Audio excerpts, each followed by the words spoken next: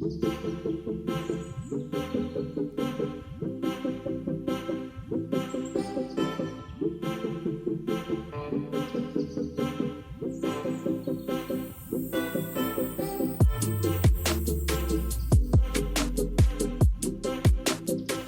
just heated up enough water to parboil the rice. Next we're going to add the whole spices along with some salt to the water, and we're going to boil those whole spices for about 5 minutes and extract as much flavour out as possible.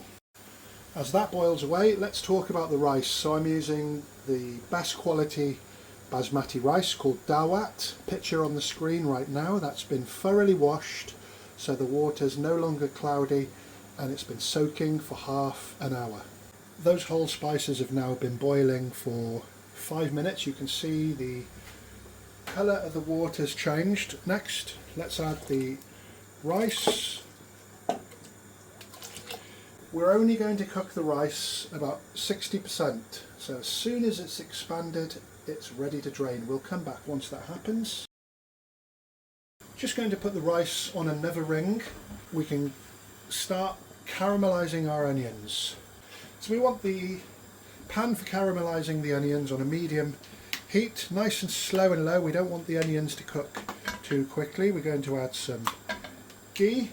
We're going to add 2 medium onions that have been finely diced into almost onion rings.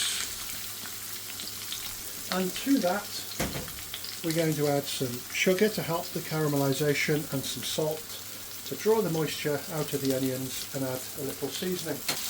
I'm going to cook the onions slow and low.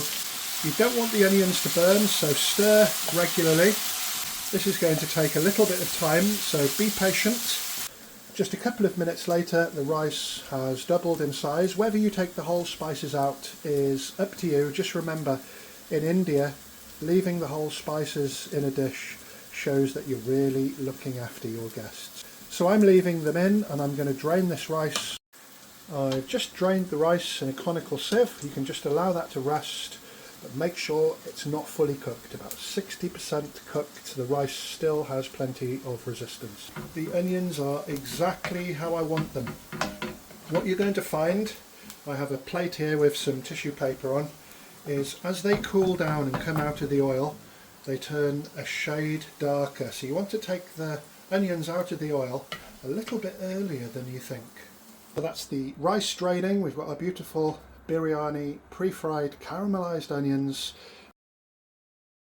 One little tip I'll give you as well, you've still got some, if you've done it exactly the same as me, you've still got some onion infused ghee here. So I'm just going to run that through a strainer. Nothing goes to waste. That's packed with flavour. So obviously we'll need a little bit more ghee than that, so I'm just going to add a little bit more ghee. I'm using 6 chicken legs that I've de-skinned and cut the knuckle off. They're sprinkled with cumin seeds. We're going to brown that chicken off. This is why I don't marinate. We want the chicken to be sealed and cooked through, so I've turned down the heat. The last thing we need is somebody biting into the chicken and there's blood on the bones. We've got some very noisy chicken here, but there's the chicken browned off. Next to that I'm adding ginger and garlic paste, tomato puree, along with 2 green split chilies and some Shan Bombay Biryani seasoning. Picture on the screen, it's really tasty and a little spicy. Next I'm just going to add some water. Give the chicken a good stir. You want to make sure the chicken's coated with all those flavours. So next, if you can see through all that steam, adding some full fat yogurt and mix well. And bring that back to a good temperature once again. Sizzling through nicely. Give it another stir. We're going to add coriander stalks. That's where all the flavour is. Some fried onions. So this is how we're going to create layers really easily, as you'll see right at the end when we come to serve the biryani. And now it's time to add the rice.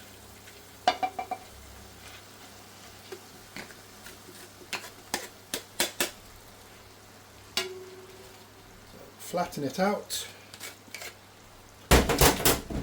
To that we're going to add more fried onions,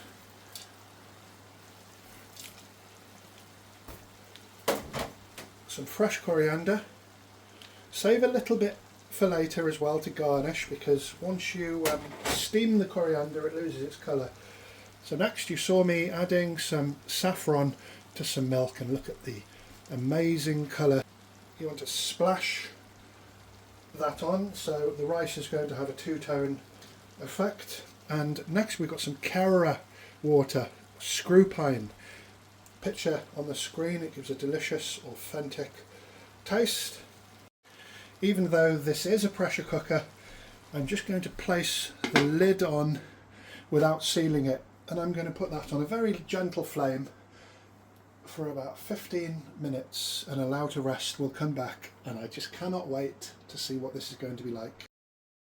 So that's had a relax for about half an hour, and well, the aromas are incredible, and I'll just show you how to spoon it out really and get the natural layers. So dig from the bottom, get some of that chicken, and then you end up with the two-tone rice and all the flavours. So you can see the way I'm doing it, you end up with all different colours of rice, and it's nicely layered. Hope you've enjoyed that video. It's so simple and yet so tasty. I'll be back for more really soon. Don't forget to give a big thumbs up and leave a comment.